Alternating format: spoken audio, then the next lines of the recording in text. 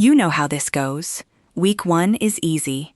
You're up early, you're doing it, and some quiet part of you thinks, this time it's different. Then around week 3, it's gone. You didn't decide to stop, it faded. That is not a discipline problem.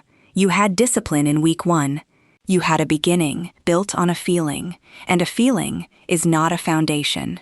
Chinese wellness has a different instinct here. It doesn't ask where your motivation went. It works with rhythm instead of motivation, softness instead of force, consistency instead of intensity, the way water gets through stone. There is an idea in Chinese thought called wu wei, not forcing what could simply be allowed to happen.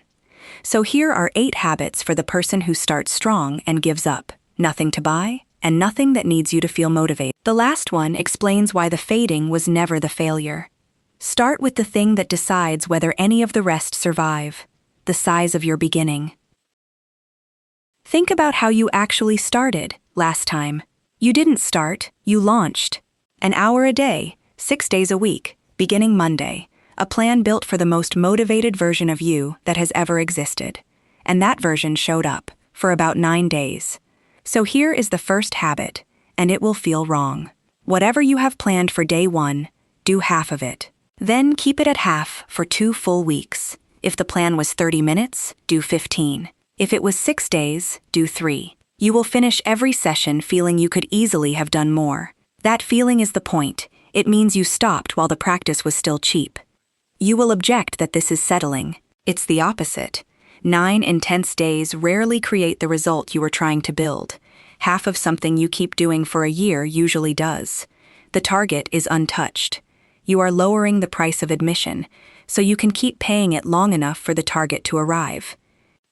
Because the price you set in week 1 is the price you pay in week 6, on the worst day of your month, when nothing in you wants to. Set it low enough that your worst day can still afford it. The second habit answers the quietest failure of all. You simply forgot. Not forgot that the habit existed. Forgot in the moment. The day got loud, and by the time you remembered, it was 11 at night and the day was gone. A habit that depends on you remembering is a habit that dies on your first busy Tuesday. So do not build a new time. Borrow one that already exists. Attach the thing to something that already happens without fail. After you brush your teeth, after you set down your bag, after lunch, before you open your laptop. Say it once, plainly, as a sentence. After I pour the coffee, I do the 10 minutes. 3 things make an anchor work. It has to be specific, it has to already happen reliably, and the habit has to come directly after it. No gap for the day to fill. You will know it has worked when you never once have to decide when. The old anchor drags the new habit along behind it. You are not adding a decision to your day. You are working with a rhythm the day already has. Now something that sounds backwards. Complete your minimum, then stop before you exhaust your desire to return. Not mid-task, and not before the day's small version is done. This isn't permission to leave things unfinished. It's about the good days, the ones where the 15 minutes went well, and you could easily do 90. That's the moment to put it down. So the rule has 4 steps. Finish the minimum version. Notice whether you still have some energy or curiosity left. Stop before the session turns draining. And where it fits, leave a clear first step waiting for tomorrow. It works best on the things you return to daily. Writing, studying, reading, creative work, gentle exercise, a language, a personal project. Here's why it matters. On a good day, most of us empty the tank, and it feels like winning. But how a session ends can influence how willing you feel to return to it. Come back having drained yourself, and tomorrow you're not returning to something you enjoy, you're returning to where you got tired. Conserve the energy instead of spending all of it. Leave a little in the tank. Tomorrow we'll use it. The 4th habit deals with a problem you probably have not named. When a habit is working, you usually cannot see it working. Nothing visible happens. Day 9 looks exactly like day 2, and after a while, a thing that shows you nothing starts to feel like a thing that is doing nothing.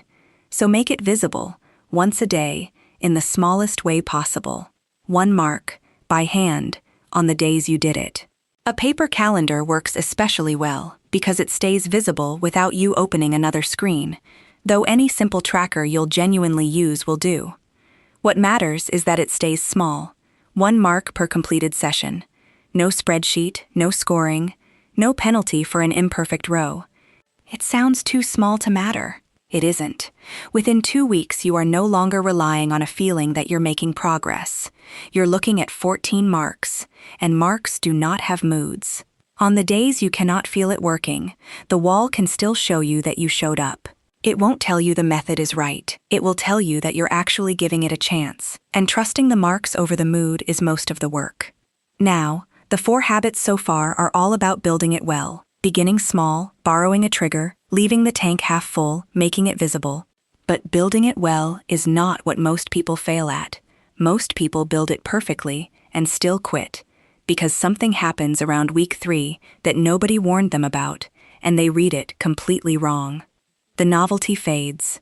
That is predictable. It happens to nearly everything. And the flatness that follows is not, by itself, evidence that the habit is wrong for you. What you need at that point isn't a better beginning. It's a way to continue. So the next 4 habits are different. They are not about starting. They are about what to do when it stops feeling good, which it will. Here is the thing nobody tells you about week 3. It gets boring. The novelty burns off. The thing that felt meaningful in week 1 now feels like an item on a list, and you find yourself thinking a very reasonable thought. Maybe this isn't for me. That thought is the most dangerous moment in the whole process, because it does not feel like quitting. It feels like insight. So the habit is small and strange. When the boredom arrives, say it out loud. This is the part where it gets boring. Then do that day's version anyway, at half size if you need to. Naming it turns a verdict back into a phase. The boredom isn't information about whether the habit suits you. It's information about how long you've been doing it, which is the one thing you actually wanted. The flatness often changes when a practice continues past the novelty stage. You have to still be there when it does. Boredom isn't always meaningless, though. If the thing is unsafe, if it consistently causes pain, or if it genuinely doesn't serve what you're after, reconsider it properly. That's judgment, not quitting. But ordinary lost novelty is not proof of failure. Let the dull stretch be dull and keep going. The 6th habit is the one that saves the most people, and it fits in 3 words: never miss twice. At some point, most people will miss a day. The evening disappears, someone needs something, you're ill, you're simply tired. 1 missed day changes almost nothing. What changes things is the story you tell on day 2. 1 miss becomes evidence. Evidence becomes a verdict. I always do this, I never finish anything. And the verdict quietly ends it. So the rule is exactly this: 1 miss is allowed. 2 in a row is not. This isn't about protecting a perfect record. A perfect record was never the point. It's about stopping 1 disruption from becoming the new pattern. After a miss, return at the next normal trigger and do the smallest valid version. 1 minute, 1 page, 1 set, 1 short walk. Don't try to make up the missed day. The goal that day is not major progress. It is keeping the door open. 1 missed day rarely ends a habit. The greater risk is letting the miss quietly become the pattern. The 7th is about coming back from a real gap, not 1 day, but 3 weeks. You will look up one day and realize it has been a month. And here is what almost everyone does next. They try to pay it back. Twice the length, twice the days, making up for lost time. It is the natural instinct, and it is the reason the second attempt dies faster than the first. So here is the practice, and every part of it is a refusal. Restart at the next ordinary opportunity. Do 1 normal session. Don't double the time. Don't add extra days. Don't make up what you missed. You do not owe the habit anything. Your only responsibility is to return, not to repay. And don't restart on a Monday, or the 1st of the month, or any other line you've drawn. Restart on the ordinary afternoon you noticed. Waiting for a clean date is just the strong start again, wearing a calendar.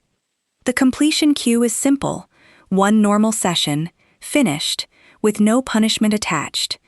You'll know it worked when coming back feels like nothing much at all, because that's exactly what returning should feel like. Now the last one, and it answers the question from the start: why the fading was never the failure. Here is the reframe. You have been measuring a slow thing on a fast clock. 3 weeks in, you look for a result, find almost nothing, and conclude it isn't working, so you stop. Many worthwhile results take longer than 3 weeks to become visible. You quit on schedule, reading the wrong instrument.